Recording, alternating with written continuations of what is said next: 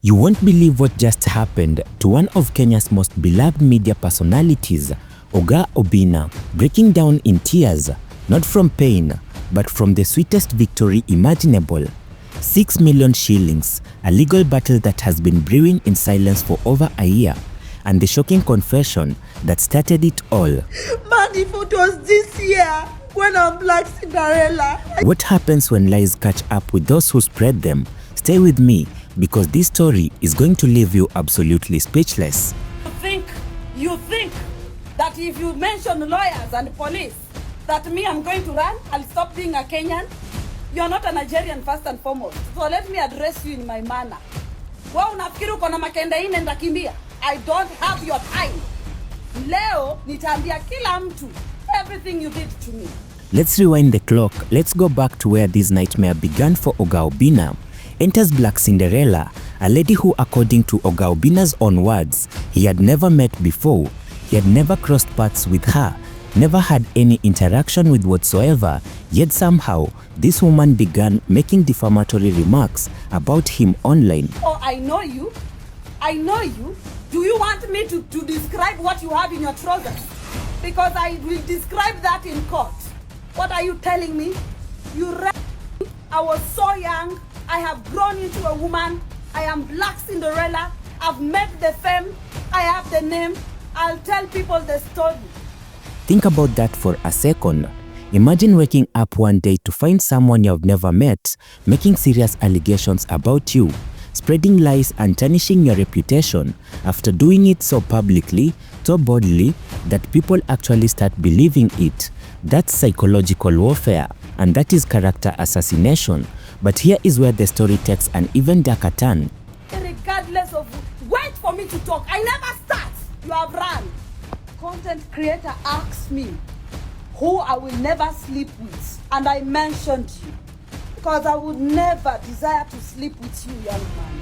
I would never desire to sleep with you. It pained you. Black Cinderella wasn't content with just making these accusations on her own platforms. She gets invited to a radio show, a mainstream radio show that is Radio Jambo, one of Kenya's most popular stations, the show that none other than Masawe Japanese program. And what does Black Cinderella do? She goes on air and repeats the same defamatory remarks. This thing is, mkono yake iko kwa mabega yangu, alafu hii mkono ingine already natafuta kinembe yangu inisugue. I'm like, what did you expect akinani judge kwenda kwa Obinna na hana bibi? No, I did not know that. He said I'm a father of girls. You understand? JB, can I ask you a question? Now, you will think that a professional radio station with experienced hosts and producers will do their due diligence. You will think that they'd ask for evidence, and you will think they will verify the claims before broadcasting them to thousands, potentially millions of listeners. But according to Oga Obinna, that didn't happen. Not once did they ask for proof. Not once did they question the validity of these serious accusations. And here is the kicker that makes this even more painful. Masawe Japani had been Oga Obinna's colleague. They worked together at QFM. They worked together at Radio Africa. And this wasn't a stranger hosting the interview. This was someone who could have easily picked up the phone, sent a message and said, "Hey Obinna, someone here is making these claims about you. What is your side of the story?" But that call never came. That message was never sent. Now let me paint you a picture of what happened next to Oga Obinna, the man who had built his brand brick by brick through years of hard work. The online attacks came from every direction. People who had never met him felt qualified to judge him. People who knew nothing about the situation became prosecutors, judges and executioners all at once. The comment section turned into kangaroo courts. And through all of it, Oga Obinna had to keep showing up. He had to keep working and had to keep providing for his family. But the damage wasn't just emotional. This hit him where it hurts most for any content creator, any media personality and any entrepreneur, his pockets. Brands distanced themselves from him, sponsorship deals evaporated, opportunities that were once knocking on his door suddenly went silent. But why? Because in the court of public opinion, accusations are often treated as convictions. No trial needed, no evidence required, just an allegation. But that is not all.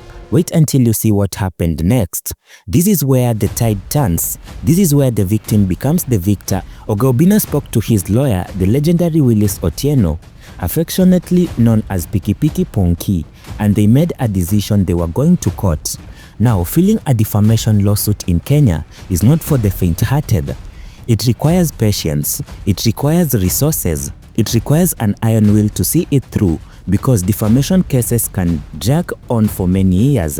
They can be very expensive, they can be very emotionally draining, and there is always that risk that even with the truth on your side, the system might fail you. But Oga Obinna and Willis Otieno were ready for war. They filed a lawsuit against not just Black Cinderella, but also Masawe Japani and Radio Jambo.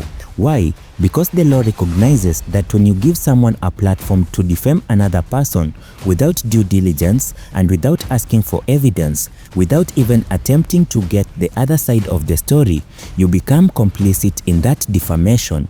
You become liable and you become responsible. For over a year now, this case moved through the court system. Imagine the stress and imagine the preparing of the documents. And then came the most telling part of this entire saga.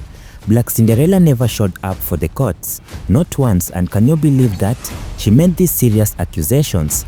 She went on national radio to spread these lies. She destroyed a man's reputation, but when it came to face him in court, to present her evidence and to defend her claims under oath, she was nowhere to be found. The court system looked for her. Warrants were issued, but Black Cinderella had vanished, and Oga Obinna in his Instagram post puts out a public notice. Cinderella never came to court. She became searched for. By the way, if anyone sees her anywhere, let me know. And that is not just a statement. That's a warning to everyone watching, and that is a declaration that's running from accountability doesn't work forever. And then came the judgment day, the day when all patience and all the legal fees, all the sleepless nights and all the faith in the justice system finally have paid off. The court has ruled that Oga Obinna is in favor. 6 million shillings, and that's not just a number, that's vindication. And that's validation. That's the court system saying your reputation has value and those who destroyed it must pay. When Oga Obinna has posted about his victory, the emotion is palpable. You could feel the relief, you could sense the vindication, and this wasn't just about money. Although 6 million is nothing to squeeze at, this was about principle, and this was about proving that lies have consequences. This is about showing that in a world where everyone has a megaphone through social media, you still can't just destroy people without facing repercussions. Willis Otieno, the legal eagle who delivered this victory, deserves his flowers. Oga Obinna's plan for the money is both practical and symbolical. He's laying the foundation for a house, but not just any house. A house built with pesa za haters. Every brick in that foundation will be a reminder that those who tried to tear him down actually ended up building him up. Every wall will tell a story of resilience. Every room will echo the sound of justice being served. That the house will stand as a monument to the fact that the truth, no matter how long it takes, will always prevail. So, there you have it, the complete story of how Oga Obinna has turned tears of pain into tears of joy. How a man who was dragged through the mud rose from the ashes like a phoenix. How justice, though delayed, was not denied. 6 million shillings, a house foundation, and a reputation stored. This case will be studied, and this case will be referenced. This case will be remembered as the moment when Kenya's defamation law showed its teeth, when the culture of online recklessness met its match, when cancel culture was itself cancelled by the court system. Oga Obinna's message is clear. Hii nyumba tutaijenga na pesa za haters. It will be built not just with bricks and mortar, but with justice, with truth, with vindication, and with the knowledge that in the end, in the final analysis, when all of the noises dies down and the dust settles, truth always wins. If this story inspired you, if it taught you something, if it made you think twice about carelessly destroying someone's reputation online, then share this video, like it, comment your thoughts, and remember, in this digital age where words are weapons and reputations are fragile, think before you type, verify before you share, and always remember, that behind every name you are tearing down is a human being with feelings, with family, with dreams, with a reputation that took years to build but can be destroyed in seconds. Oga Obinna has won, justice has been served, and the moral of the story, one by one, you will pay by defiance. This is not just Oga Obinna's victory, this is a victory for everyone who has ever been falsely accused, defamed, or had their reputation destroyed by lies. The court is adjourned. Case closed. Victory secured.